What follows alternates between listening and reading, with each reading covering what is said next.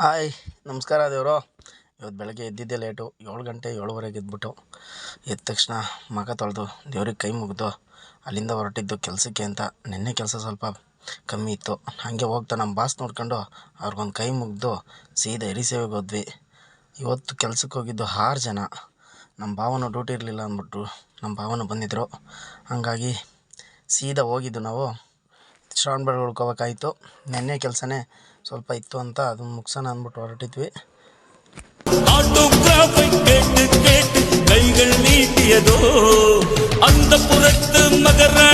ಶ್ರವಣ ಬೆಳಗೊಳಕ್ಕೆ ಹೋದ ತಕ್ಷಣ ಶ್ರವಣಪ್ಪನ ದರ್ಶನ ಮಾಡಿ ಕೆಳಗೆ ನಿಂತ್ಕೊಂಡು ನೋಡ್ದೋ, ಮೇಲ್ಕೆ ಹೋಗಿಲ್ಲ.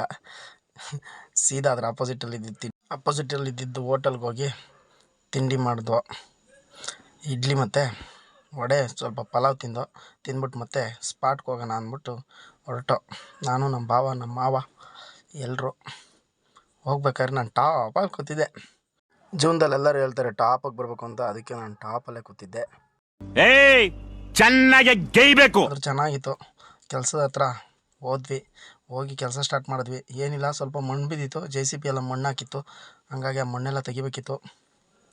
ಸ್ವಲ್ಪ ಕೆಲಸನೂ ಕ್ರಿಟಿಕಲ್ ಆಗಿತ್ತು, ಆದರೂ ತೆಗಿತಾ ಇದ್ದೋ. ನಮ್ಮ ಭಾವರೆಲ್ಲ ತೆಗೆದ್ರು. ಒಳ್ಳೆ ಸಾಲು ಬರೆದಿದ್ರೆ ಸಾಕು, ಆಳು ಅರಸ ಆಗ್ತಾನೆ.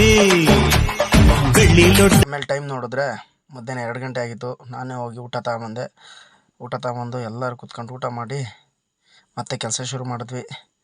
ಕರೆಕ್ಟಾಗಿ 6 ಗಂಟೆ ಕೆಲಸ ಮುಗೀತು. ಸೀದಾ ಆಟೋ ಹತ್ಕೊಂಡು ಮನೆ ಹತ್ರ ಬಂದ್ವಿ. ಮನೆ ಹತ್ರ ಬರಬೇಕಾದ್ರೆ ರೋಡಲ್ಲಿ ನಮ್ಮ ಚಿಕ್ಕಪ್ಪ ಸ್ವಲ್ಪ ಹಾಡೆಲ್ಲ ಹೇಳ್ತಿದ್ರು, ಕೇಳ್ಕೊಂಡು ಕೂತಿದ್ವಿ. ಮನೆಗೆ ಬಂದು ಊಟ ಮಾಡಿ ಮಲ್ಕೊಂಡು. ಇವತ್ತಿನ ಕತೆ ಇಷ್ಟು. ನಾಳೆ ನೆಕ್ಸ್ಟ್ ವಿಡಿಯೋದಲ್ಲಿ ಸಿಗೋಣ. ಟಾಟಾ, ಬಾಯ್ ಬಾಯ್, ಲವ್ ಯು.